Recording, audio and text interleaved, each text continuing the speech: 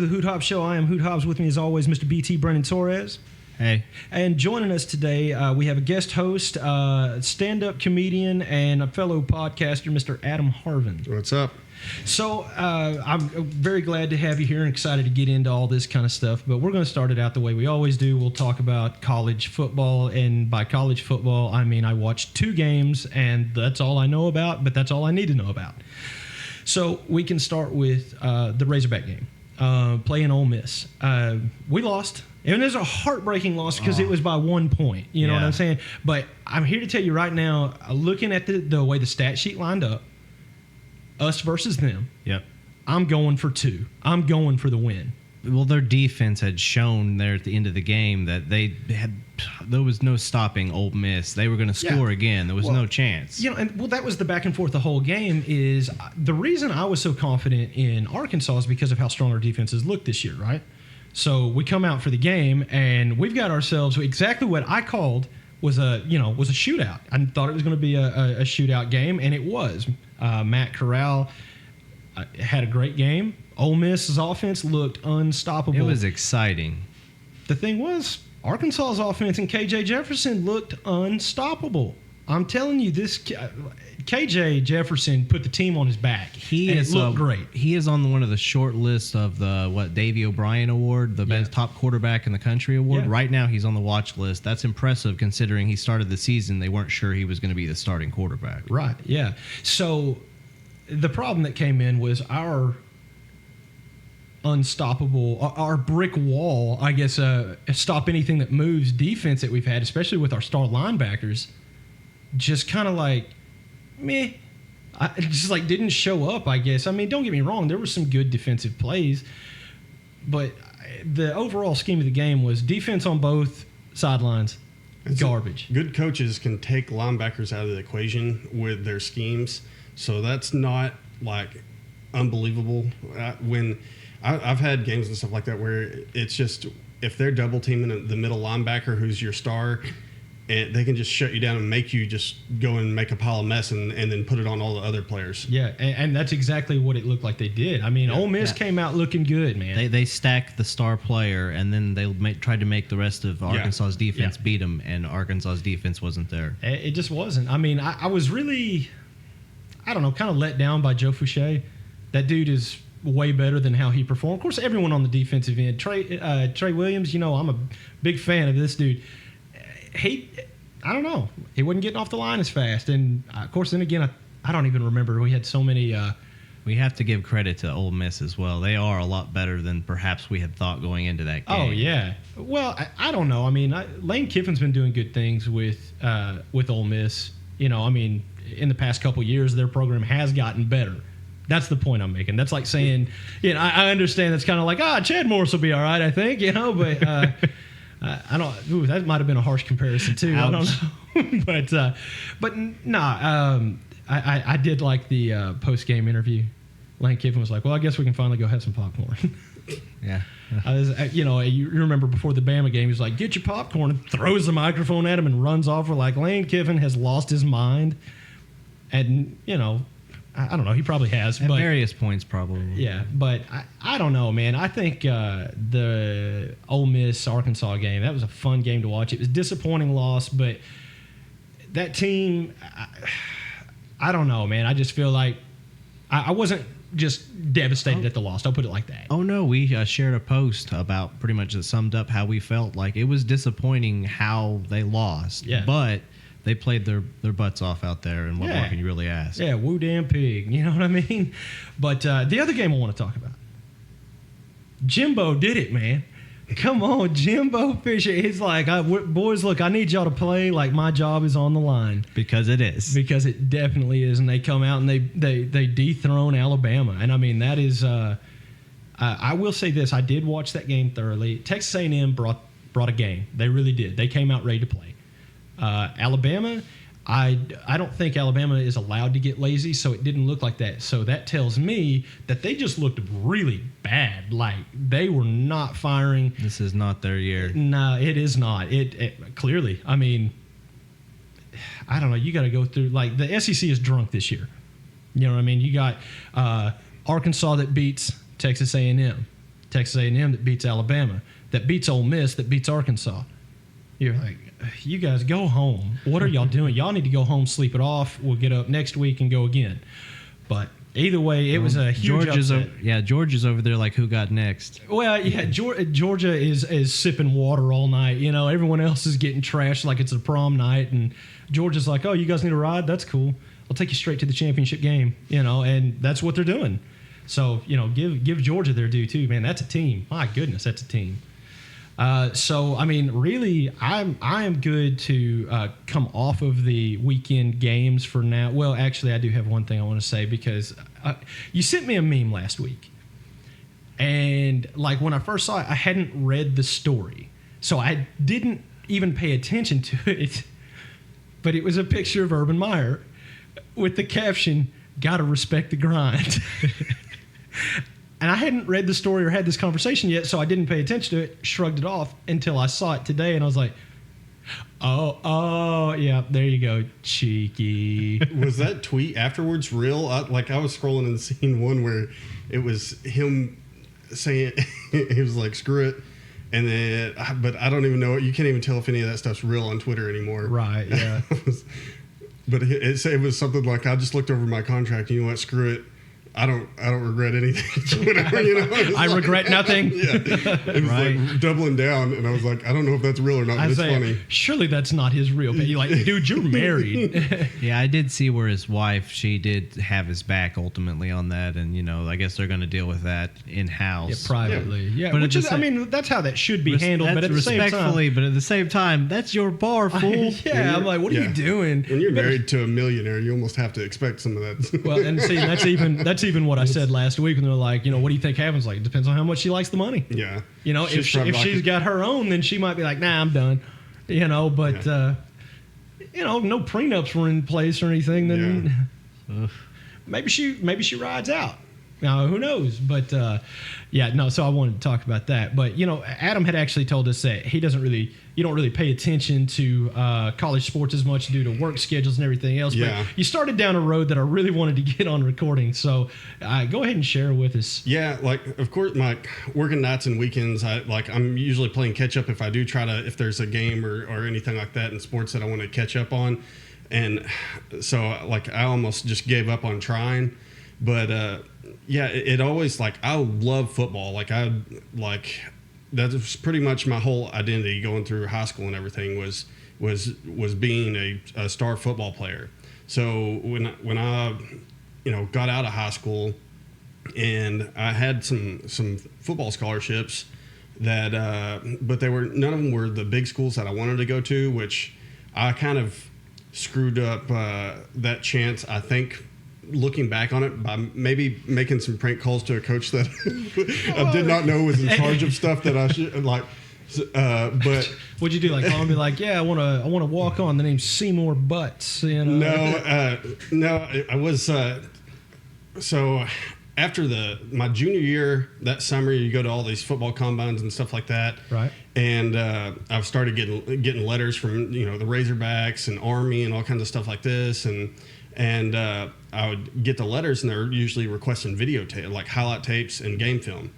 And I would take them to the coach that's in charge of the game film. Didn't realize that the coach in charge of the game film and sending those out and everything is the one that I've been prank calling during track season. And we would get bored on the way home from the track bus, on the track bus, and they'd be like, hey, call this guy.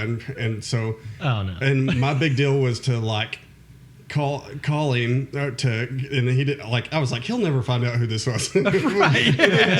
looking back on it, I was like, he definitely found out who it was. He knew day one. Yeah. But we'd prank call him, and I'd act like I was the movie store, and I was like, hey, you have all this gay porn that you need to return, dude, and like your late fees are getting stacked up. And I would I called him and prank called him a couple times, and I got used to doing that on the way back home from track meets, just because long bus rides and stuff. So it's just a pastime. But let's ruin this dude's night. It's just kids messing around. But when it came time to send out all these highlight films and game films and stuff that these colleges were requesting, he was dragging his feet, and I don't even think they ever got them. But I was like, I would hear from that coach at that college and be like, hey, we haven't seen your game films yet. And I'm like, okay. Like I'll go ask him, and he was like, yeah, I'll get on it, and then just walk off. Hey, don't worry about it. I'll return it with the video. Yeah. So looking back on that, I was like, I might have screwed that up a little bit as far as getting it, because those scholarships go quick at the D1 level. Yeah, absolutely. And then I played in the All-Star game in 2006.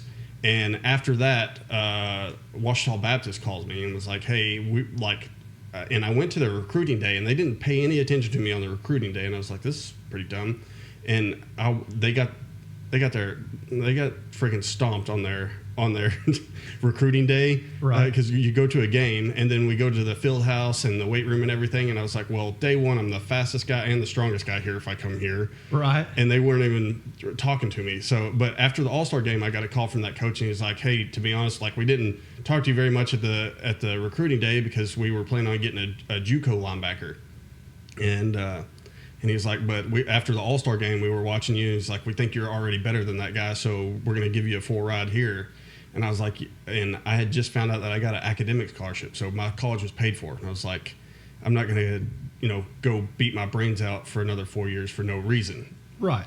And which was a tough call because I loved playing football. No doubt. But I was, racking up injuries, and I played like a freaking wild man. So I had, like, between that and motocross, I think at the end of high school, I was already at like 8 concussions. Oh, and yeah. Some of them were bad. Like 2 or 3 of them real bad. I'm like, bro. Yeah, one of them. Well, they used to say you just got your bell rung, remember? Yeah. Mine were like, there was a couple games where every time I come off the sideline, I was puking. When we played Fayetteville, I went blind in my left eye for like 5 minutes.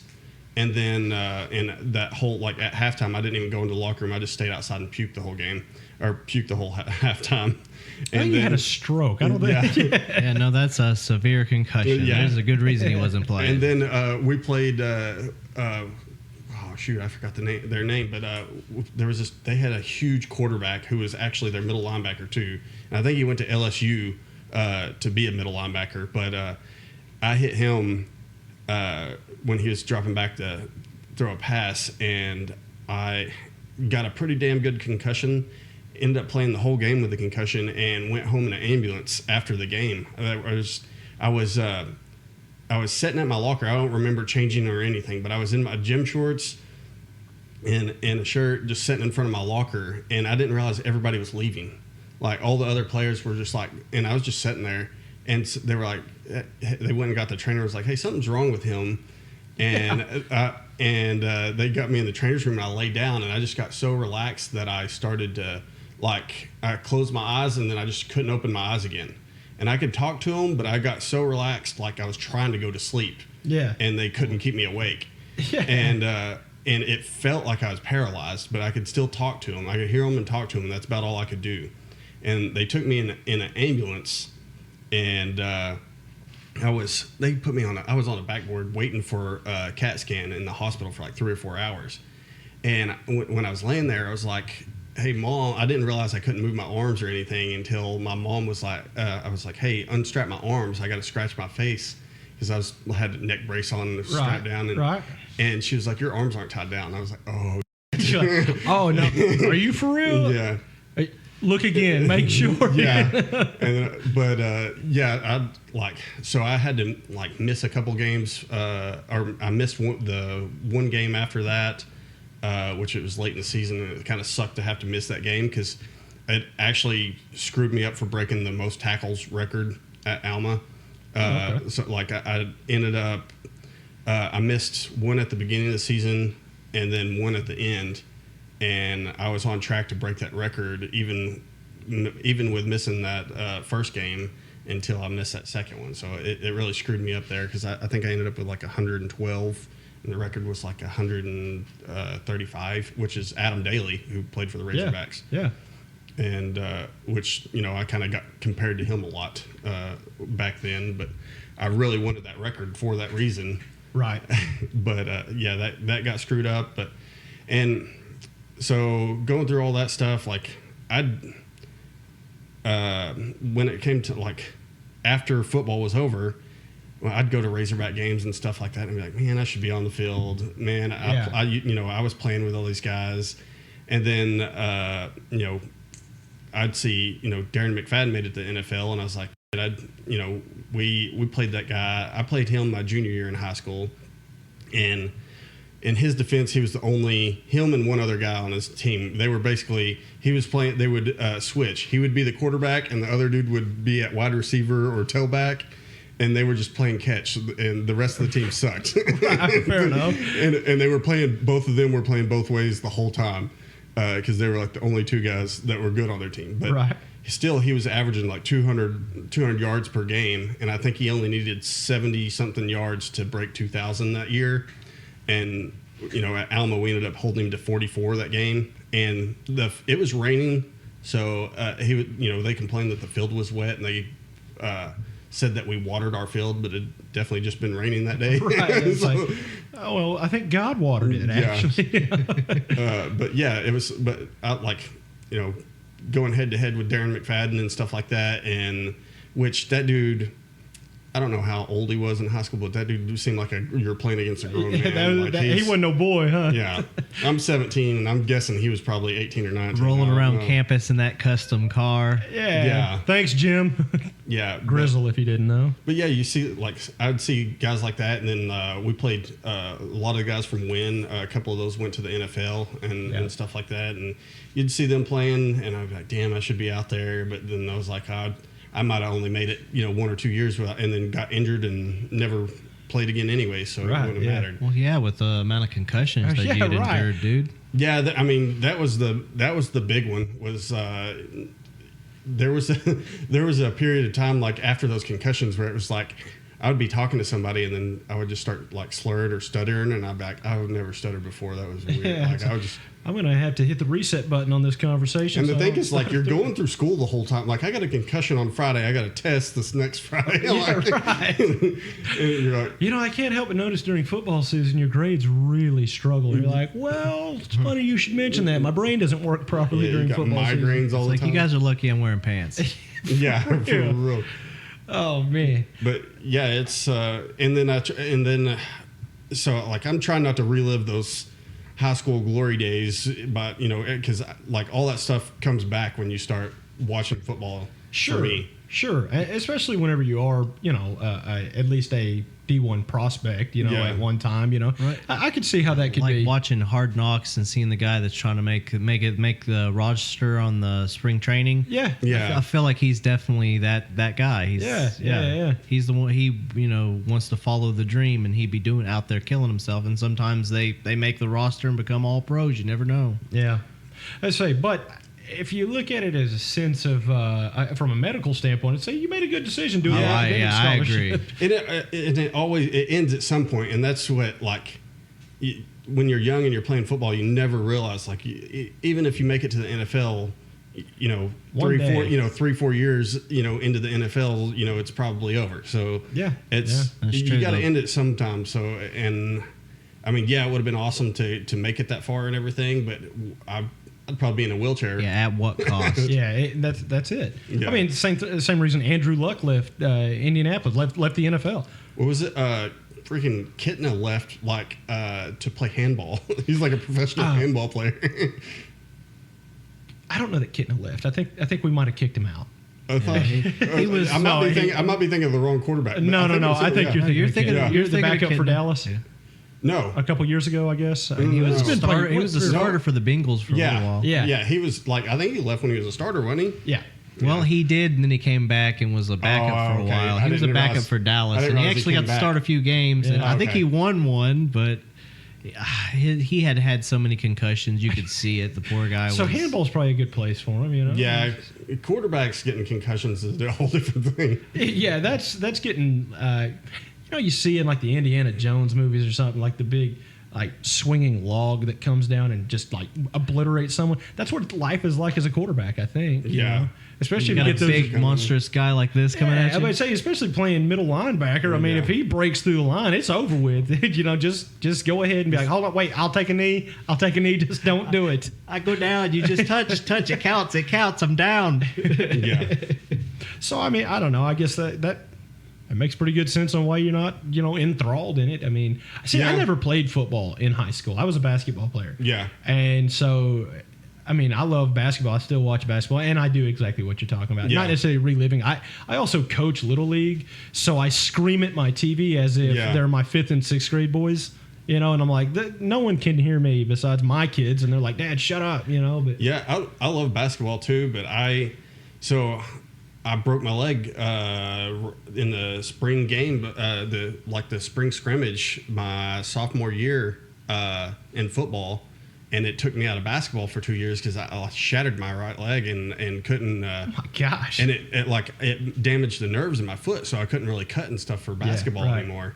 And I tried to come back my senior year a little bit, but I the coach was completely different from the junior high coach, and it made all the plays were different. Everything it was like I'm not going to learn this whole damn system in one season. Yeah. For one season doesn't make any sense. Yeah, and it was really just to stay in shape for football, right? Because at that time I was still planning on going to play college football, so I was like, I'm going to play basketball during the off season in between, and because track off season's boring as shit. So because I was real good at discus too, so that's what I did in track Hercules. And long jump, which was a weird combination. You see a middle linebacker doing long jump, right? Yeah, I was definitely the biggest guy over at the long jump. Yeah. Hey man, it's all about jumping, man. Buns and thighs. Yeah, you can be a big dude. Technique. If Colby was here, he'd be making some SpongeBob reference. Technique. Anyway, whatever. All right, so we'll kind of move off football, but I want to keep the spotlight on you. You have 2 podcasts. Yep. So why don't you tell us, what they are and what they're about and all that good stuff? Okay, so the Cage Against the Machine podcast is kind of the big one right now. I started that one first, so we're like 20 episodes in. Right. And it's all we do is watch Nicolas Cage movies and talk crap about them. Yes, okay. Mystery Science Theater 3000. And and it came about.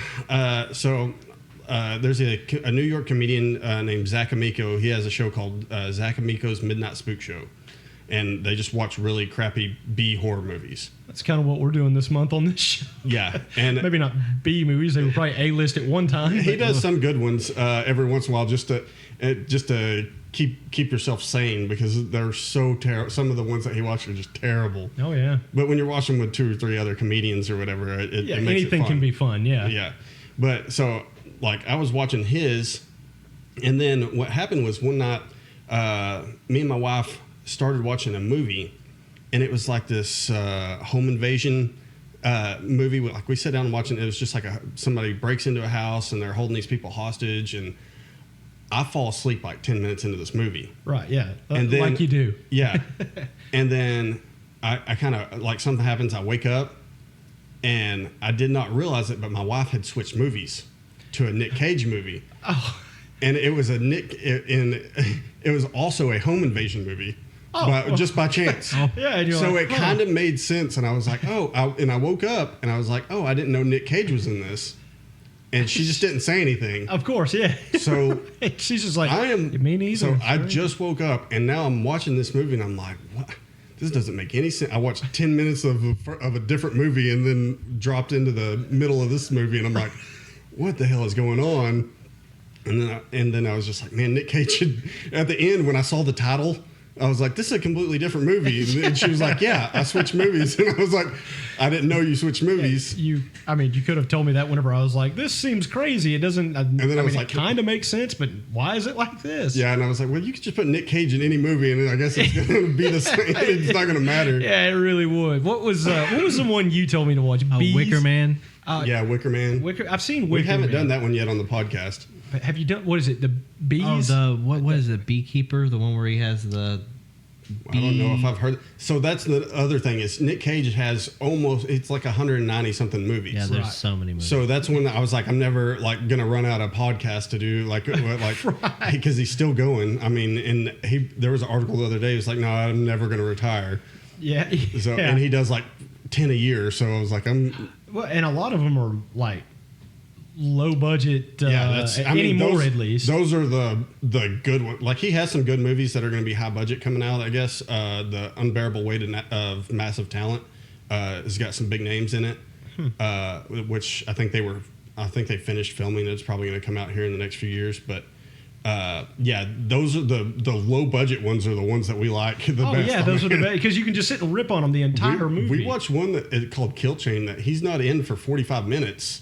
But he's like the star of the movie. And I'm like, it's because he produced it. He's like, I'm in it. I'm the star. It's me. That's one. So there's a movie called Sonny that I didn't know it is his directorial debut.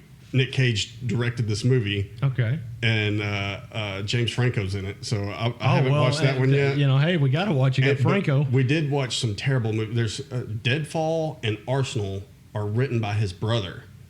And he's in, and he has a fake prosthetic nose that is just ridiculous in these movies, and it doesn't make sense because one's in I think happens in '93, and the other one's like in 2000 something, but he dies in the first one, and they just bring his character back for the next one and don't explain it at all. Yeah, well, hey, like you do. Yeah, those are written by his brother, who's kind of a director, I guess. Well, now I see the content. I get it. Now I really get it. Because for a while I was like, okay, I like Nick Cage too.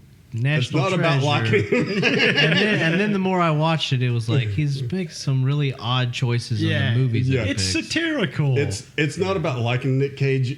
We're celebrating how ridiculous his movie career is. And it is, dude. There's so the spectrum. It's so wide for him. Like, he's been Memphis Reigns in Gone in 60 Seconds. Raising Arizona. What was the Indianapolis, USS Indianapolis? He was in. Yeah. He was in that. That was the one with the boat gets sunk and the sharks are swarming. Yeah. That was a strange. He's done there's so many drama romances like The Weatherman. He's just done it all. That's what's crazy. There's so much content, dude. He's really big into horror movies right now, which, I watched Mom and Dad. Have you seen that one yet? No, I haven't seen that one yet. Surprisingly good. We watched Mandy. Willy's Wonderland, he does not talk the whole movie. He never says a word. That would be a great role for him. Yeah, and never... that movie was frustrating, but he does not talk the whole movie. And it was wild. But,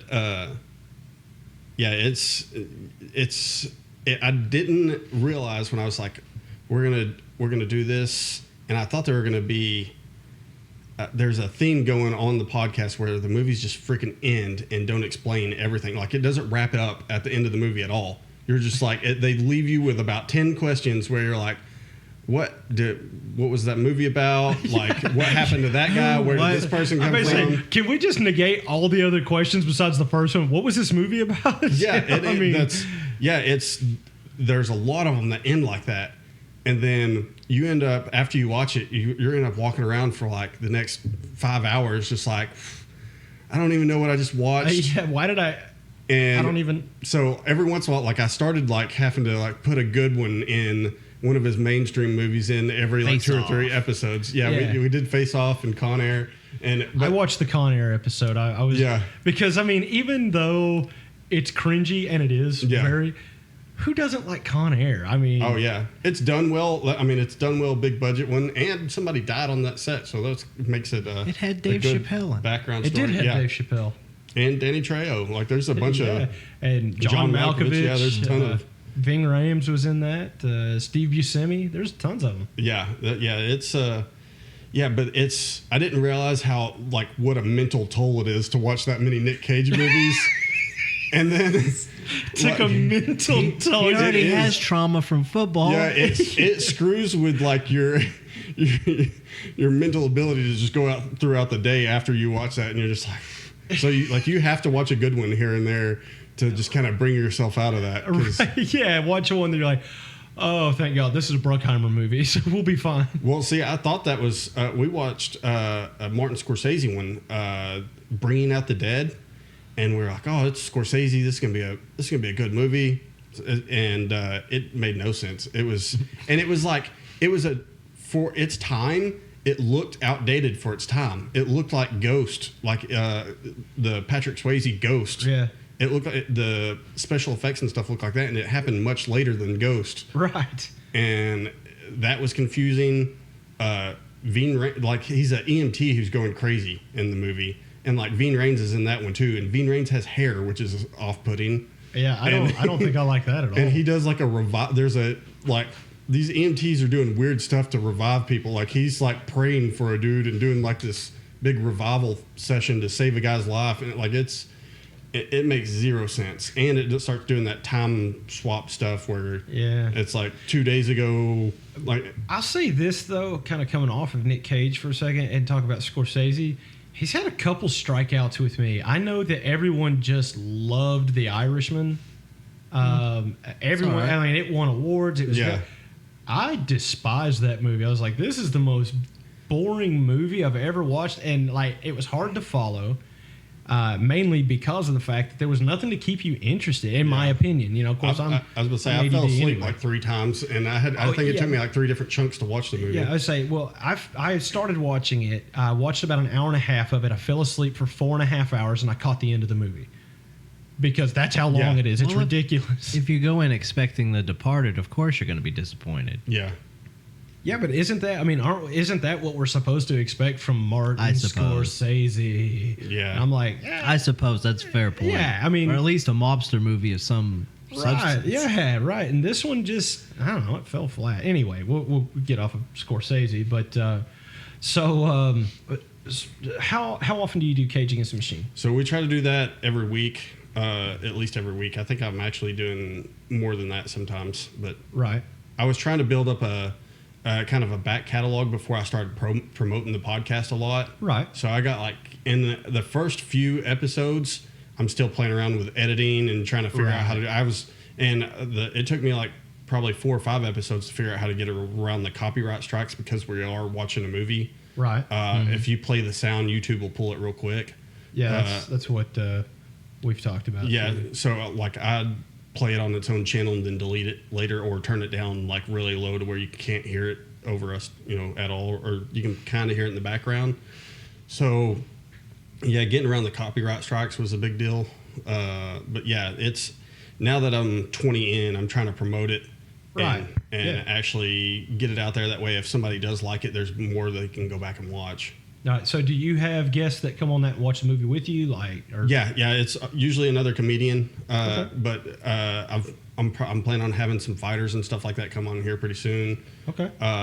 And just because I kind of got into MMA after football for a little bit. Also not good for the brain damage, but well, it's a little more controlled though. But yeah. At least in training. Yeah, in training and everything, which. Yeah, it's really not as, football is so, which a lot of people don't realize is in football, it's not the helmet-to-helmet contact. It's when you hit your head on the ground and it's usually on defense, you're safe. But, like, if you grab a running back and slam them into the ground, it's their helmet hitting the ground the ground doesn't give, like, somebody else's helmet. So, those are some of the worst concussions. Right. Smacking the ground really hard. But, it's pretty cool. Like we just hang out, watch a movie with friends and other comedians and stuff like that. And when some comedians from out of town come in, I'm going to try to get them on the podcast and stuff like that.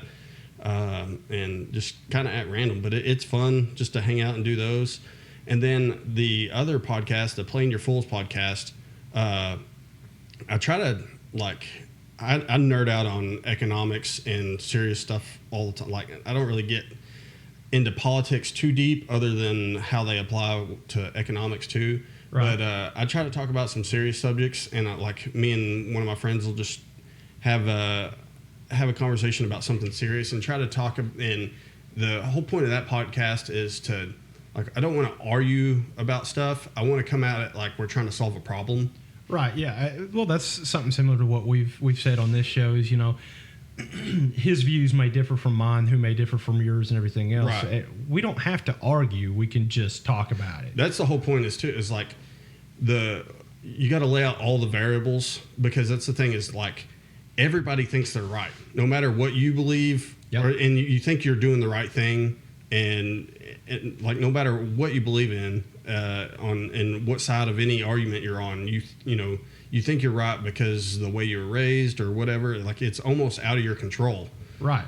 Of why you think that, So we kind of try to lay out all the variables and try to problem solve, and then try to, because no matter how far apart two things seem in politics, they're usually closer to the middle than you would think on almost everything. Right. I would agree with that. Yeah, and the kind of the idea of like the playing your fools thing is like the more you know about this stuff, about any subjects, like the less you actually know about it. Right. Yeah. So it's like kind of like the sleight of hand thing. Look close, because the closer you look, the easier it'll be to fool you. Yeah, like when you're trying to solve a problem like that can't actually be solved, like there's no direct answer for it. Like if like the border crisis or immigration or anything like that, like there's not like, hey, this is the correct answer. Right. There's this way to do it, this way to do it, and we probably need to compromise and see the other side's, and like come to the middle agreement to this. Right. Yeah. No, I get that. And it's just saying, okay, well, out of your way of doing things that is different than mine, I actually like this, and this. Yeah. And I think that would actually go well with what I'm talking about here. If I don't do this, but I do this and you do this, I think this could work out the way it's supposed to. It's just, like you said, compromising and seeing both sides of the fence. Yeah, and you're trying to game plan it out. Like I try to game plan out all these how they're going to play out in the future. But yeah, and you don't get to have those serious conversations, especially like hour and a half long conversations like that, hardly ever. Right. So that's one good thing about that podcast, and it's not always like serious. Like we get into conspiracy theories all the time. Yeah. I've done an episode on police, and specifically like the future of police. Mm-hmm. And then space police. Yeah. All right. It's more technology, robot police. It's more RoboCop. Oh, okay. Well, that's pretty cool too, though. Yeah. Right. The possibilities. It's how advanced AI has gotten. Yeah, it's creepy. And in other countries, it's taken off as far as policing goes. But yeah, we've done. I've done a couple episodes on dealerships, which I had to do those solo because I didn't want to make somebody else sit through those. Right. Because I've worked in motorcycle dealerships and car dealerships for over a decade. So I kind of wanted to do like a inside baseball deal on those, just to let people know, like if you're buying a car, stuff to look out for. If you're taking a motorcycle or car into service, stuff to look out for, and how it actually works. Because most people don't realize how the pay plans inside that business work, because they're so different than how an hourly or salary employee gets paid. Right. Like it's so different in the dealership world. Like most of those jobs, you're making $0 when you're sitting there doing nothing. Yeah. So it's I wanted to do an inside one on that, and there's a couple of them where we just talk about comedy and stuff like that. Yeah. So that's cool. So let's talk about that for a minute. How long have you been doing stand-up now? I know that it's a pretty recent thing, because I remember you putting it on Facebook. Yeah. That this is something you're passionate about and you're going to give it a shot. Yeah. So I'm over 2 years now. I started like July 2019. Mm-hmm. So that first year or whatever, you're just kind of doing open mics and getting the hang of it, but I was kind of scared to death to do stand-up, because I'm really kind of a quiet guy, especially around people that I don't know. Right. And I've never really been like the class clown type. I would be like that to the people I know, like my best friends and stuff. Right. But not to people I didn't know. Like I didn't want attention from those people. Right. But so I was writing jokes for almost like 2 years before I started to actually get on stage and do it. So it actually helped me have not really. I had a good list of premises to work off of. Yeah. And then I had like 3 jokes to start with. Right. And but yeah, over the last 2 years of doing shows here and there and found a actual good comedy club, the Grove in Lowell, Arkansas, to start going up there, and I'm doing the open mic, trying to get in as a host for these actual legit comedians that are coming in from out of town and stuff like that. Yeah, that's awesome. Yeah. So I gotta ask, your first time doing stand up, did you bomb? Did you get laughs? So what happened? That almost sounded like a bomb right there. Okay, what had happened? Yeah. So I had this weird plan. Like my plan was to do a year of jiu-jitsu, and then when I finished that year, start comedy. I blew out my knee like the first month into jiu-jitsu. I tore my ACL. It might be time for you to give up physical sports, man. I'm just telling you. So I blew out my knee, and I was like, well, that kind of speeds up this comedy thing, so I might as well start doing that. So I've started seeing it's like Two Swans Entertainment, Tyler Swanson and Jeremy Beck started doing an open mic at Harry's downtown. Okay. And I was like, I had been working on these jokes, and I was like, I've got 2 or 3 jokes. I'm just going to go down there and watch. And so I went down there and watched, and it was super awkward. I was just kind of hanging out in the shadows. It's just like you're that guy that no one wants to talk to. Yeah. Well, I was just kind of hanging out in the shadows, watching and everything. And then I had been adding a lot of friends, local comedian friends on Facebook, and one of them recognized me. He was like, "Hey, are you going up?" And I was just like, "I don't know, man. I've never done it before." And he was like, "Just go up." And so I wrote my name on the chalkboard, went up, and the first joke I told is a joke that I still do today, and it's a lot of people's favorite joke. So, are you going to share it? No, I can't. I'm not going to leave the. What if we promise to take it out of the podcast? Will you share it with us? Yeah, we can do that. Okay, fair enough. Cool. Fair enough. All right. So anyway, go ahead with your story. I did that joke, and I did that one, and then I think I did 2 other ones. And in my mind, I was like, that was probably about 6 minutes, because like the open mic there, I think you're supposed to do 5 to 6 minutes or something. Mm-hmm. And now, at the level I am now, I was like, I know those jokes were probably 2 or 3 minutes. Like, so, right. Yeah. But when I was up there and I got that first laugh, I mean, it was, they did it at the small stage at the end of the bar at Harry's downtown, and there's probably 20 to 25 people just crammed in that small bar section. Yeah. And when everybody died laughing off that first joke, I was like, oh, I'm hooked right then. I mean, It was like doing drugs. Yeah, it's the best high in the world. Yeah, and it was a kind of a weird experience, because I was like, I almost got tunnel vision, because I was like so nervous, and it felt like I had tunnel vision, almost like an out of body experience for a second. I was just like, okay, and you're chasing that moment every time you get on stage, is you want it to be like that, and it's never like that again. But so it is like drugs. Okay. Yeah, it is. I mean, it is like drugs, but it has highs and lows. I mean, like you can, because it's a really a roller coaster, because sometimes you got to go up there, and you can't, if you've had a bad day, you still got to go to stand up. Right. Like something bad happened that day, you still got to go do it. Like if you're on a show or you're planning on doing it anyway. So sometimes you're killing and you're just not feeling it at all, and like everybody's laughing, but you're personally you feel like, oh, I sucked. Yeah. But then you go back and watch the video, and you're like, oh, they were laughing. I was just in my head not feeling it at all. That's literally how I am every week when we leave here. I'm like, that show sucked. Yeah. And then I listen to it on Friday. I'm like, that was a good show. Man. Like, what am I upset it's about? It's a real emotional roller coaster. Sometimes you get up there, and the ones that bother me the most are when it's flat. It's because I'm doing the same jokes, and I'll go kill in a bar one week, and then I'll go somewhere else, and then everybody will just be like, kind of they'll go, haha, Yeah, give you the courtesy, it was funny, but not that funny. And I had one of those,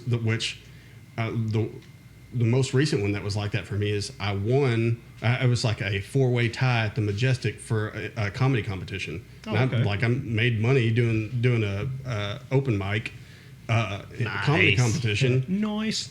But the crowd did not like me very much, but the judge loved me. I had the judge thought it was hilarious. Yeah, I would say it don't matter what the room thought of that night. The judge was a professional comedian, so I want her to like me more than anybody else. So, right? Yeah. Yeah. But so there was like it was Heine B from Tulsa or Oklahoma City, but she came in from out of town to judge it, and I had her laughing. The crowd did not like me very much, so I was like, which it happens sometimes, especially like Fort Smith is not a very good town for comedy. There are a lot of people that are not very. There's a lot of people who are. If you wanted to say like a stick. We're trying to. These people were just out to drink, and like it was like girls' night out for a couple. No! It's kind of that like they could care less if there was comedy there. I guess I don't know. It was kind of weird, but yeah, you walk in. There's different situations like that in stand up too. Like. I feel like I'm more of a bar comic because I do like dirty jokes and like it resonates well with those people. Sometimes when there's a crowd just full of like 20-year-olds and stuff, and I'm talking about my wife and being married and stuff like that, they're not as into it. Whatever, boomer. Yeah, pretty much. And then where's Colby? Yeah. But like who knows? The middle-aged and old people, I usually get them pretty good. So, and I have jokes that I can switch up to get those other people if I need to. But you got to think about that ahead of time. Yeah, I would imagine though that when you're on stage, you have to. I know you have to read your room. Obviously, you got to get in the zone. But I would assume that it's not unheard of for you to. Once again, I'm speaking like I know. I'm not a stand-up, anything like that. But like, do you ever get on stage and you're like, okay, whatever my plan was, I am abandoning it right now? I don't. That doesn't usually happen very much because right now I'm under the time limit. A strict time limit is where I am as a comedian. Right. They're like, you do 5 minutes, you do 20 minutes, and then we're gonna have somebody come in after you. So. That with that strict time limit, I usually just have to go with it. Right. Now, sometimes if it's flat or bombing, I'll tell that joke that I just told you at the end of it. Yeah. Just to get a laugh out of it before I get off stage. Yeah. Have you had to disarm a heckler yet? That was my next question. No, I don't. So I have this one joke that it's not. I have a joke about. It's about gay people, and. It's not. It doesn't piss them off, but I get heckled like they want to talk to me during. Like they're not mad. Yeah, they're just wanting like hold on a second. Yeah, they want to have a conversation about it, and it happened to me one time at the Bakery District, and I knew. So there was 3 different sets of gay people that I'm friends with all of them, and they're sitting in 3 different spots. One's back here at the bar and actually working the bar. And then there's 2 gay guys over here on the side, and there's 2 gay women over here, like right in front. And I'm trying to get through this joke, and they keep stopping me. Like, wait a minute. You should like, we are friends. Stop it. Yeah, I was like, let me explain. If you let me get through the joke, you'll understand. And it's not one that I've never had anybody get mad at me over it like that. But they do want to talk about it during the set. So I'm like, that turns out to be a problem. We at Old Town Grain and Feed, it wasn't really a heckle, but there's no stage there. It's a bar. It's a really tight, small bar, and some people from out of town at one of the hotels just came across or something, and they were wanting to do karaoke. And it's two guys and their 2 girlfriends. And do they look like they say dude, man, and bro a lot? So it was a weird deal. It was a weird couple. So it was get off the stage. I want to sing Freebird. Yeah, it was an old man and a girl that was probably his daughter's age with him, and then a really handsome man and his girlfriend, and the old man stood 2 feet in front of me because there's no stage. Awesome. And I was telling a joke, and he's talking to me about my joke, like during my set the whole time. And his girlfriend is relaying my joke to the other girl at the bar who's not paying attention. Oh my God. She's tapping her on the shoulder and like explaining the joke to her as I'm doing the joke. Yeah, you're just kind of like, all right, time out. First off, you sit down. Honey, pay attention if you want to hear the joke. I'm tired of listening. Yeah, let me tell the jokes here. And that's usually how it goes at bars. I did a bar in Tulsa, and it was like that too. Like I tell a joke, I hit the punchline, these two girls laugh, and then they quit paying attention and start talking about that joke for the rest of my set. And I was like, damn it. Yeah. Still all the tables around them were like, oh, that was a good joke. Yeah, we'll pay attention to them. Yeah. Yeah, you're like, I'm still here. Yeah, but the comedy club, which is kind of the most intimidating place because it's, there's a comedy club manager or owner there that can, help you with your future if you do good. So there's a lot more pressure there to do good, but the audience is paying to see stand-up a lot of times or there to see comedy, and they're the easiest crowd to work with. Oh, okay. So they're paying attention. You got the right demographic in the room there. Yeah, they want to laugh. Yeah. Sometimes at the bar, there's people that maybe came to watch, but there's regulars that are just there to drink, and you're interrupting their damn drinking. Right. But I will say this, because you'd mentioned earlier, Fort Smith's not a good town for comedy. What is Fort Smith a good town for? Just to smell like dog food and broken dreams? We're hoping with River Valley Comics is kind of like a group of comedians that we have, and Sam Price and Chase Miska are putting on shows. They're the kind of the co-presidents, and they're basically producing comedy shows all over the place around here. And we're trying to build a comedy community. Yeah. And so we have a group of 8 to 10 comedians or whatever that are out of the Fort Smith area or surrounding area, and we're putting on shows. We're just trying to build a fan base, and just getting people that consistently come out. And it's kind of happening. Like a social media page or whatever that we can go to get the information on when you put on shows? Yeah, River Valley Comics on Facebook, and I think we have I don't know if they have an Instagram or not, but all the comedians from River Valley Comics, we all have comedy pages and stuff like that on Instagram, Facebook, and all that. But we're trying to actually build something here. We're doing comedy shows in Fort Smith, like usually every month. We'll have something, either Podo, Fort Smith.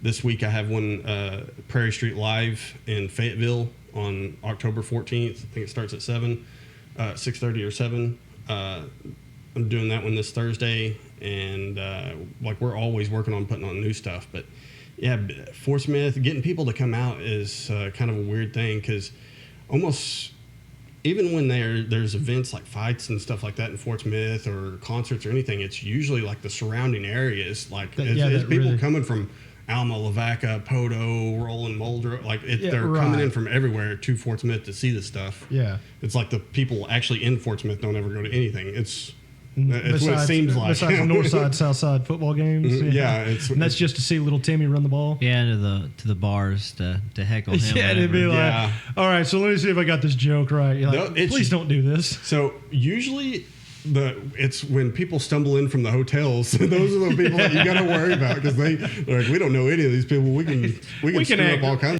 We can act however we want to here. We can act a fool. Yeah. Well, that's pretty cool, man. So River Valley Comics on Facebook and possibly Instagram, but we'll just say Facebook right now, and that's where we can get updates on upcoming shows and stuff. I know as far as I'm concerned, I definitely want to become one of the River Valley comedian or River Valley Comics fans. Yeah. Because I love stand-up comedy. Absolutely. If we can have more of it in the River Valley of quality. Yeah. I was saying, and I'd love to have some of these other guys come on the show and stuff. Of course, you'd always be welcome to come back and everything too. It'd be awesome. And that's the goal. Is like when we're building these, when we're building these shows locally, we try to have like a out-of-town headliner come in and close the show out for us. That way people are getting their money's worth. Right. Because we're all around 1 to 2, 3 years in, something like that. So we try to get a veteran comedian to come in and close out the show a lot of times, and we're trying to get it bigger and bigger. Yeah, I mean, I think it's awesome. I really do. I love it. I think it's a great idea. I would love to see major support. Yeah, I would love to see a comedy club come into Fort Smith and be specific to comedy. I mean, that would be really cool. That would be awesome. but Lowell's hour and 10 minutes away, right up northwest Arkansas. It's not we drive there every Wednesday almost. There's usually at least half the River Valley comic crew's there. That's awesome. Every Wednesday for the open mic. Okay, so open mic night at the Grove is on Wednesday nights. Yeah, Wednesday nights at 7. And then do they do like weekend shows where they actually bring someone in? Yeah, so they like have a full set or? Yeah, so they at that club they have a lot of cleaner comedians. Right. But there are, Jim Brewer was there. A lot of the SNL guys have been coming in that do stand up have been coming in doing stand up there. Okay, very cool. I mean, Brian Regan was there. It's Carlos Mencia was there a couple weeks ago. But oh really? Yeah, Carlos Mencia. I don't know if we can ever forgive him for that ABC television series. Yeah. Oh, poor Carlos. I thought you were going to go down the joke stealing. Yeah. Let him have those. Yeah. I mean, come on. They weren't that funny anyway. No, they really weren't. I would say, if you're going to steal jokes, I mean, make them funny ones, I guess. Yeah, well... And that's what I do. Yeah, that was his whole deal. Is he would just take his opener's joke or another comedian's joke and just add Mexican, which is funny because he's not Mexican. He's Honduran. Yeah. His name's Ned. Ned? Yeah, it's not even Carlos. It's like Ned Hosnell or something like that, yeah. It's Ned Schneebly. He's like half German, half Honduran. Oh, well, there you go. He said, what did he get from his Hispanic heritage?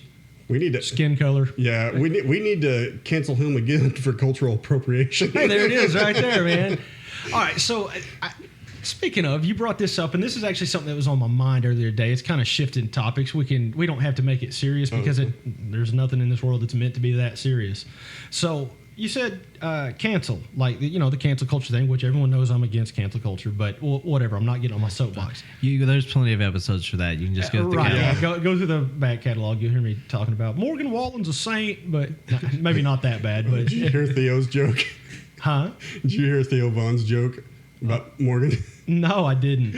I guess he opened for him at one of his shows, and Theo Vaughn came out and he's like, "Look, y'all are all allowed to record and everything, unless you're Morgan's neighbor." yeah, there you go. Hey, very true. I said that. I'm just saying. Anyway, paraphrase you. But, we were talking about cultural appropriation, though, right? Yeah. So, when have we dissolved as a society to all being 5, 6, and 7-year-olds? Because you can remember being 5, 6, and 7. I'm sure Cooper would do something, and you'd be like, "Dad, Cooper's copying me." Yeah. Or something to that effect. We've all heard kids say it, right? And at some point in your life, someone probably told you, as you grow up, and like some dude in high school is trying to be you, and you're like, "Dude, I'm getting ready to throttle you. Get away from me," right? And then someone probably told you, "Well, imitation is the sincerest form of flattery." Yeah. If someone is acting like you, trying to imitate you, it's because they want to be you, right? Yeah. So all those lessons we learned, we're throwing them out the window, right? We're just going to get mad and cancel people for wearing your head in braids or whatever else if you're not black or I don't know, other things. I don't know too many hillbillies that get upset when they see a black man with a chew and listening to Florida Georgia Line. You know what I mean? I mean, I'd probably be upset because he's listening to Florida Georgia Line, but either way, make it something cooler. Waylon Jennings, you'd be like, "Right on, man, I like you." I don't know. It's just something I'm talking about. We got into this on the last Playing Your Fools podcast with my buddy EJ Eusebio. He's Filipino, right? And I'm Spanish. Like quarter Spanish or whatever. So like I'm so mixed, it's crazy. But but we were talking about that. It was like, where do you draw the lines for cultural appropriation? Because I was like, you're Filipino, that's Hispanic culture. Yeah. Right. So like, are you celebrating your Hispanic culture of being Filipino, or do you even go back further to that where before the Spanish came? So like right. It's where you draw the lines, and then especially like in Florida and stuff like that, they had a lot of African Americans that were part of Native American tribes. Yeah. Are you going to cancel a black dude for wearing a headdress or something like that, or doing anything Native American? You don't know that dude's background. It's like trying to cancel Elizabeth Warren for claiming her. Now that one I agree with. Oh, no, I'm just joking. Okay. Well, no, I'm 1064th Cherokee. I'm like, no kidding. Yeah. Well, with a, I don't even know if that's detectable. That's. I think that's ridiculous. Yeah. I think, and I'm sitting here with a native, so Man, look at me. I am diversified. Part D. Part D. Yeah, that's good. Anyway, for those of you who don't listen regularly, there's an episode called Diversified. Anyway, I like calling out my listeners. He likes attacking our audience. Yeah, it's a lot of fun, and nobody ever hits me. Nobody's called him out on it yet. I'm trying to pick a fight, and nobody's like, "Nah, we don't know about this guy. He's out of his mind." But we'll like your photo. There is a good book to read that kind of explains a lot of that stuff. So like I said, I'm big into economists and stuff like that. Thomas Sowell's one of my favorite economists, and he just happens to be a black guy. And he has a book called Black Redneck, White Liberal. And it really explains a lot of that stuff. It goes into good detail about how it's basically that the Southern black culture, it comes from the rural people in England settling the South. Yeah. Like all the people in the cities settled, in the East Coast. Right. And then the more rural people in England and stuff like that settled the South. Right. And that it's basically Southern pride culture is basically the same as black Southern culture. It's all, that's where the black redneck thing comes from. Yeah. And I think, I hate giving too much credit to Morgan Freeman, but that's who narrates my life in my head. So, and he does yours too. You just realized that. I see it. Yeah. Anyway, but not like they. No, mine's Sam Jackson. There's too many MFers. Oh, I got you. All right. But no, I saw an interview with him, and it was, I don't know, how does this make you feel, or such and such make you feel as a black man? And he was like, why do you have to say it like that? Yeah. He's like, well, how about just a man? And I think that, like even what you'd said in this book, how it explains Southern black culture being pretty much Southern culture, you're like, yeah, that's the way we see it in the South. Like black, white, gay, it doesn't matter. Like we're like Woo Pig and Roll Tide and all this good stuff, and when getting crazy on Saturdays. That's right. I mean, SEC. But anyway, that's what I've noticed is in most cases, all this stuff you see that's gone on over the course of the past 18 months that has been awful. No matter which side of the fence you're on, you can't look at it like, no, this was a good thing. I mean, this is bad stuff, right? Yeah. It didn't happen a lot in the South. I mean, there might have been a few isolated incidents. I remember several years ago after the Michael Brown thing, there was a shooting in Dallas where police officers were killed and all this kind of stuff. And don't get me wrong, I'm not saying nothing bad ever happens in the South. It's not some utopia, but at the same time, you didn't see all this big explosion because, like, that's not my black brother, that's my brother. Yeah. And that's just kind of the way it seems to be here because I travel all across the Southeast for work and everything else. And so I get a chance to take in just about everything. Yeah, almost anybody that grew up playing sports is going to be like that. I mean, it's you're around everybody else when you're playing sports and you spend time with them. Like, especially if you're doing anything where it involves traveling and stuff like that, you're staying in hotels and everything. And you get so close with those people. Like, it's almost impossible to be racist in any type of way. And that's the big thing is like people have to stop self-segregating. And if you don't, people just don't interact with other people is the problem. Yeah, at the end of the day, we're all just people. We all just have our own weird backgrounds or backstory, but... And I'm pretty sure anyone that's ever met me knows that I don't segregate at all. In fact, if I can talk to every single person, I'm probably going to. Yeah. Just because I'll be like, hey, will you listen to me rattle my head for a while? Okay, I'll talk to you then, Yeah, well, it's like that Daryl Davis dude has that I think he's got a Netflix documentary and he's been on Joe Rogan and stuff like that, but he's like a black piano player and he goes around like converting KKK members and stuff like that, like just really by just having conversations with them. Let's just be their friend, whether they like whether they want to be friends with you or not. Like, and the good that like him being a like professional skilled piano player actually gave him an in with some of them because that's how his story got started anyways. But so sometimes like just having some common ground or something like that to get it in, or just like, hey, I'm going to be friends with this person whether he wants to or not. Right, But I mean, I think that's exactly what you're saying, though. It's finding common ground and it being willing to, like, we all talk about wanting to have a conversation, not an argument, right? I mean, that's something I said earlier in the show, and that's pretty much what we all look for if there's a problem. at some point, though, it's not enough to say, oh, I just want to have a discussion. Well, because a lot of people, and I'm not saying anyone sitting here, but I am saying there's a lot of people that want to have a discussion, but really all they want to do is they want to talk at you and then let you rattle, but they're not listening. They're just waiting for their next turn to talk, right? Or to speak, I guess I should say. Sorry. Right. But, if you're willing to actually sit there and listen to somebody and at least try to have a little empathy, even if at the end of it you're like, well, I just cannot put myself in that situation because that just doesn't make sense to me. At least you tried. Yeah. And let me tell you something, man. People pick up on that.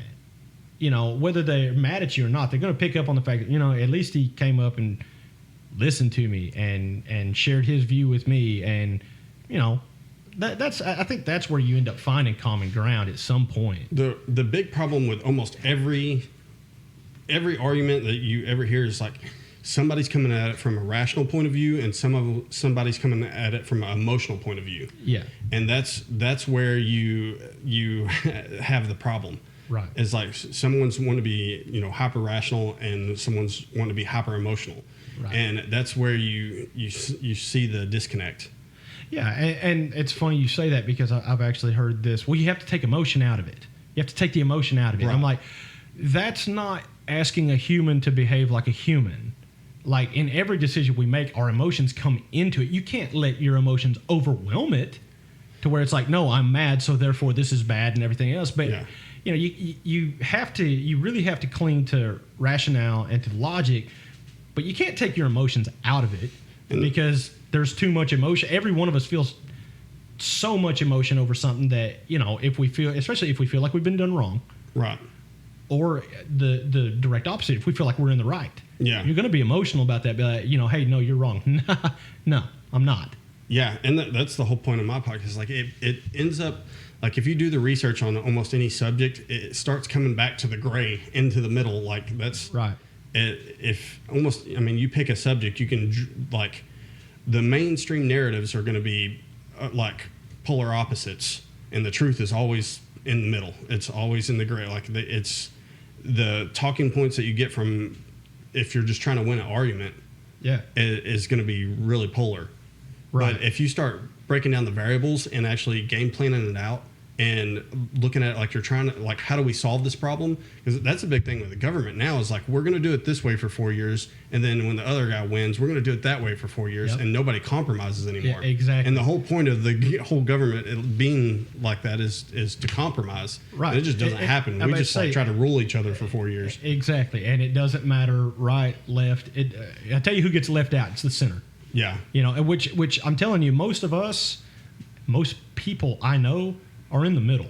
Yeah. I especially living where we live, most people are on the right side of the aisle, right? Yeah. I mean, most people are conservatives. You do have a lot of liberal thinkers and everything else here too. But I've said this before and I'll say it again. I have no problem with a liberal because a liberal just sees things differently than I do.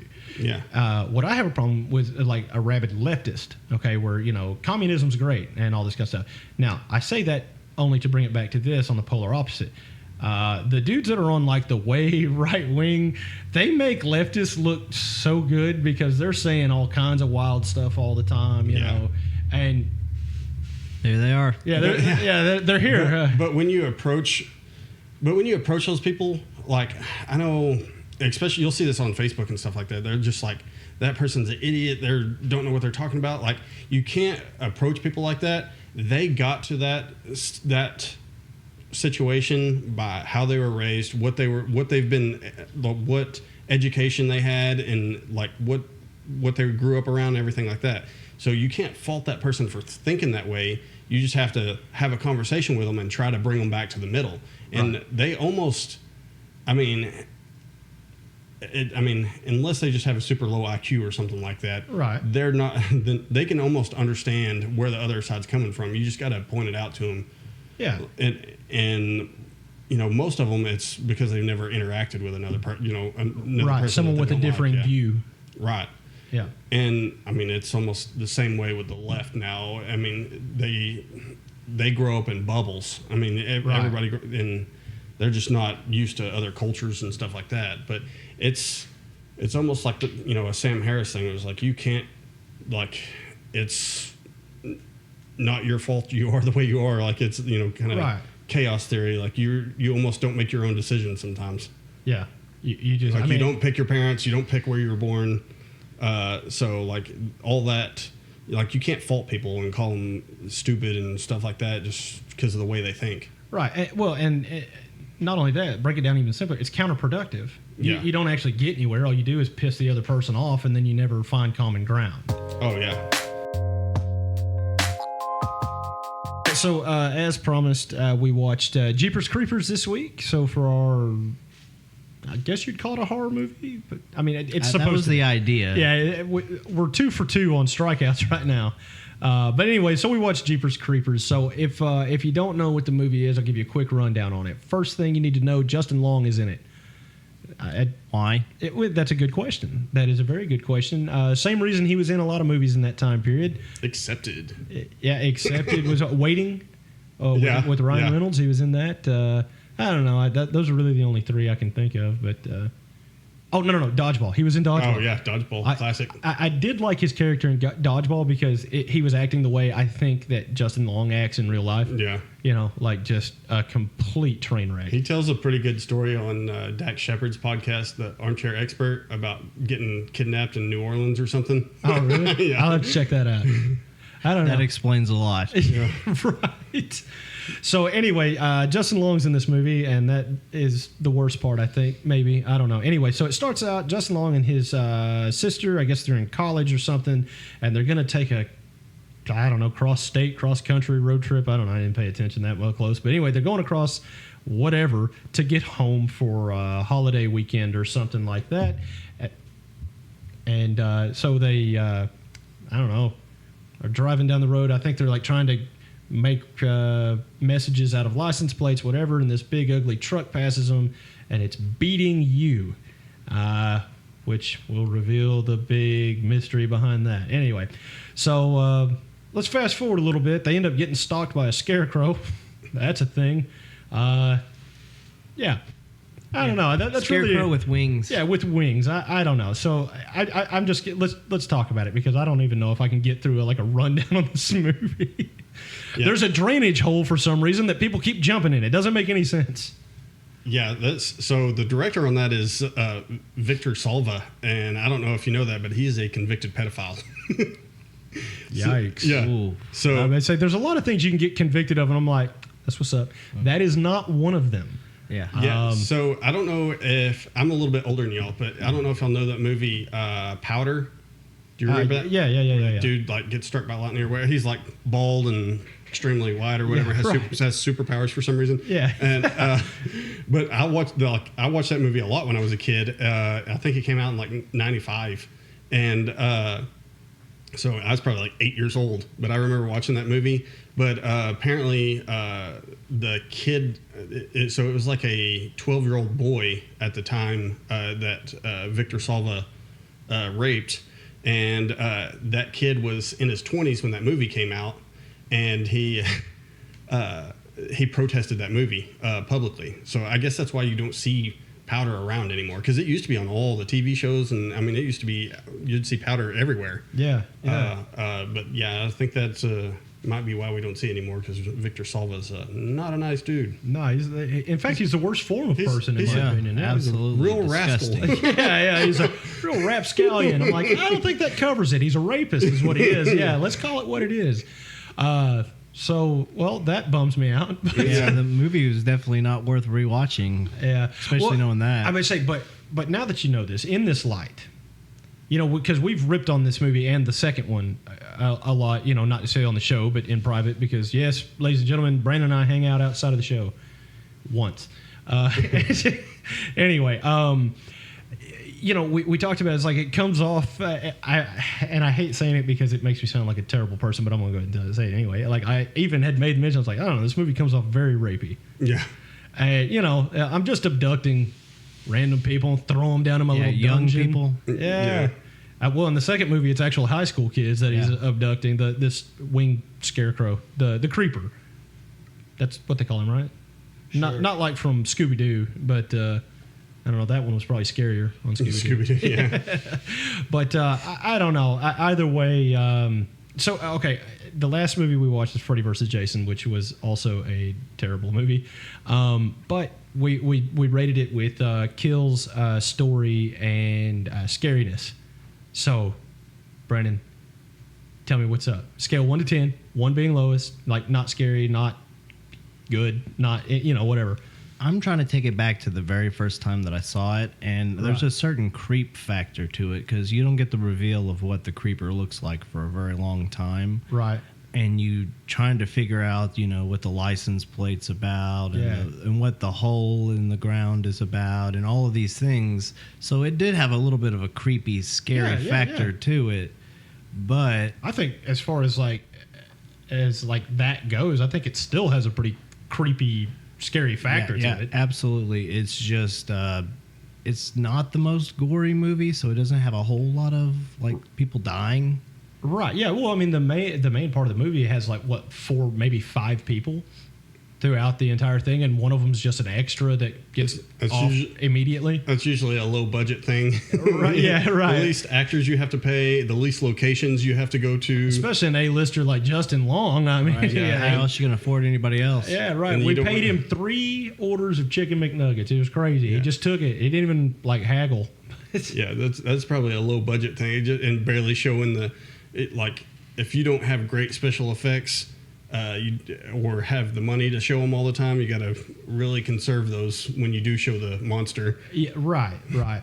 So anyway, they find out later after they discover that this is a monster and everything. It's not beating you; it's eating you. Whoa! Because he eats people. Yeah. Which we would call cannibalism, but he's not a people, so no. In that case, I guess he's just carnivorous. Fair game. Yeah. So anyway, so you're going to go ahead and rate it pretty high on scariness. Yeah, I will. I'll give it a definitely scary factor, maybe 6. Okay, all right, respectable. All right, what about story? They turned it into a sequel, though. Give it. They did. Without the sequel, though, the whole point of the creeper really doesn't make much sense. Yeah. So as a standalone story, no, not really. But if you combine the two elements together and it fleshes out the whole creeper backstory, then it's still like a solid 3. Yeah, it's still yeah, I got you. All right. And like you already said, like there wasn't really a lot of kills in the movie. I mean, there were definitely in the second one there was a lot more because they were like, hey, let's spend our money on bloody gory effects instead of I don't know, anything that makes sense. Like what are we gonna do? I don't know, maybe a bus breaks down with kids on it in a cornfield for some reason, and then we'll spend all our money making them die. Which I don't know. I mean, maybe money well spent. I don't know because they were both pretty bad, but the second one might have been better. Justin Long wasn't in it. But okay, so we're gonna go ahead and say kills probably low. Yeah. We always talk about gore and horror movies and stuff like that, but watching these Nick Cage movies, I've noticed like there's some good gore and action movies that doesn't get talked about enough. Underrated gore. Yeah, underrated gore. So I watched Pathfinder again not too long ago, and there's some good kills in that movie. And then we were watching a Nick Cage movie on the podcast, and it was a stupid ass movie. But there was one scene where he like dives under a car and shoots a dude in both ankles, and the way they made that dude's ankles explode. And they were so freaking good. It's like this like sometimes it wins the movie over. You're like, oh yeah, this is a good movie now. Yeah, you're like, this movie's terrible. There was one, oh, did you see it? Yeah, okay, I'm on board. I'd watch it again just to see this. We watched Bangkok Dangerous, and the whole movie sucks. It's like a remake of a movie from Thailand, and it's so super slow, doesn't make a whole lot of sense. But Nick Cage is an assassin, and at the end of the movie, like he's like right next to the dude that he's supposed to assassinate, and puts the gun to his own head and pulls the trigger and kills both of them with one shot. And you're like, touche. That's a badass spoiler ending. alert. Yeah, spoiler alert. It's been out for like 10 years. I'm not gonna watch it. Yeah, it's a badass movie. It's a movie, badass ending. I got you. Okay, fair enough. I was like, that won me over. Okay, we're talking about underrated gore. What was the first movie that you can remember seeing like a really gory scene in? Oh, it's probably the same as my action movie because I was like Steven Seagal. I forget which one. Like those are the ones that I actually remember like burning into my mind was when I was a kid, because my dad would let me watch those Steven Seagal movies way too young. Right. And it's not Hard to Kill. It's the one where he's with the Jamaican gang, and they're making sacrifices and stuff like that. I definitely remember like they're sacrificing chickens and stuff in that movie. I don't remember the movie. I know what you're talking about. Yeah, I can't think of the name of it either, but it was definitely that movie. It's Under Siege. And then, everything is Under Siege. So. And then another one was I don't know if it's Courage Under Fire or whatever. I think it might be that one where they're torturing a dude, and I think he's a firefighter in that one or whatever. But they're torturing a dude, and he's like taking like garden shears or bolt cutters or something and chopping the dude's fingers off while he's tied to a chair. And I remember that sticking to me when I was a kid. Oh yeah, that's enough to scar anyone. What about you, Brandon? RoboCop. RoboCop has a lot. I think it's real high up on the kill list. Yeah, it is. That one's yeah, it's pretty good stuff there. Yeah, and looking back on it, Kirkwood Smith playing that villain, and then he would later play Red Foreman on that 70s show. Kind of weird. Yeah. Dumbass. Yeah. They kind of hit the bed on that remake. I wish they would have done a little bit better with the RoboCop remake. I don't think I watched the RoboCop remake. I know I watched the Judge Dredd remake. That was crazy gory.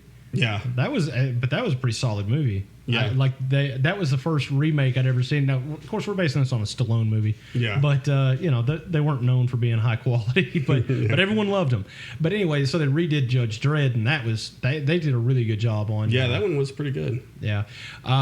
For me, man, honestly, the one I can remember, the first time I remember seeing like just a really gory scene in, they came out right. I actually got two because they came out right around the same time. Mel Gibson's The Patriot. Oh yeah. And then Gladiator. The hatchet kill in Patriot is badass. Yeah, that's pretty epic stuff. Yeah, I love Gladiator too. But yeah, Braveheart. I'm of the age of Braveheart before Patriot. You know, right. I've seen Braveheart before I've seen Patriots comes in quite a bit afterwards. But yeah, Braveheart's gruesome too. Yeah. He comes in with a horse and kills that dude while he's in his bed with a mace. Yeah, and it shows him slapping him across the face with it pretty good. Yeah, it's just something for the kids, grandma, everybody. Yeah. You know, just a solid movie. All right, hey everybody, thank you so much for staying with us throughout the whole episode and everything. I know it probably got difficult, it usually does. Anyway, I want to thank our special guest, Adam Harvin. You guys go look up River Valley Comics on Facebook. You'll be able to see all the stuff these guys are trying to do, getting a bigger comedy scene in the Arkansas River Valley. Of course, if you don't live around here, then, I don't know, just go on Facebook and show them some support. You know what I mean? anything would help. Other than that, do you have anything like pressing coming up? Are you going to be hosting? You got any time slots? No. You can catch me at the Grove open mics on Wednesdays. We've got check the page for other open mics and stuff that I'm hitting up. But I do have a actual show at Prairie Street Live in Fayetteville on October 14th at 7. So come see me and some other comics do a show there. Adam is Not Funny on Instagram and Twitter, and then Adam Harvin on Facebook. Sweet, man. Okay, so I just want to go ahead and thank everybody for listening again. And, as always, find our socials, find wherever you download us, and click subscribe to get notifications. Also, hey, man, go ahead and give a follow to our guest podcast, Cage Against the Machine, which is outstanding, where they just pick apart Nicolas Cage movies. And I'm all about that. I was a big fan of Mystery Science Theater 3000. Yeah. So, kind of gives that vibe. And, of course, Playing Your Fools, which, is the way I'm understanding, is a little bit more serious topics and trying to do more discussion-based things. Yeah. And, I imagine with you there's going to be some laughs and stuff, too. Yeah. But, so you guys go check that out. It'll be a good time for everybody, all right? So from our guest, Adam Harvin, from Mr. B.T., and, of course, from me, Hoot Hobbs, we want to bid you good night.